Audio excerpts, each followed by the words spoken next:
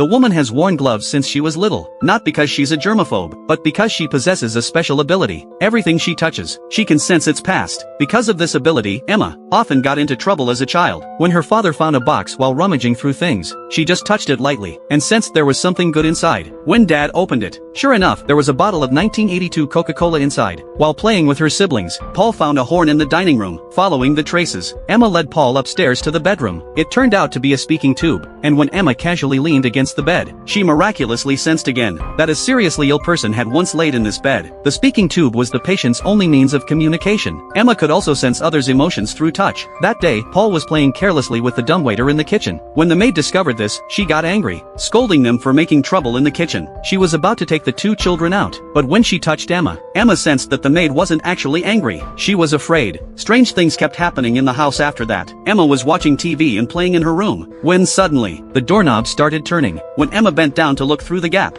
she saw no one there. A few days later, the overly curious Paul wanted to take the dumbwaiter to the second floor, but when Emma pressed the button, the elevator started going down instead. When they reached the bottom, Paul discovered there was a cellar that wasn't supposed to exist. It was covered in dust, clearly abandoned for a long time. In the beam of the flashlight, a pair of arms suddenly appeared in the corner. Their screams attracted their parents. Father quickly raised the elevator. Fortunately, Paul only had torn clothes. He wasn't hurt. But regarding Paul's story about the monster, the parents didn't believe it. They thought their son was just scared by the darkness. However, Emma just needed to touch Paul to know her brother wasn't lying. To investigate, Emma followed the direction her brother pointed, successfully found the entrance to the cellar. But this time she didn't find any monster. Instead, she found some ledgers in a locked room. After showing them to Mom, they learned the cellar was used for making wine. Since home brewing was illegal at the time, the cellar was hidden from the house's floor plans. But when Mother reached out to comfort Emma, the strange sensation came again. Emma's reaction made her mother realize her daughter had inherited her condition. So the next day she gave her a pair of gloves, and repeatedly warned her daughter not to let others know about this. Since then, Emma has lived wearing gloves all the time.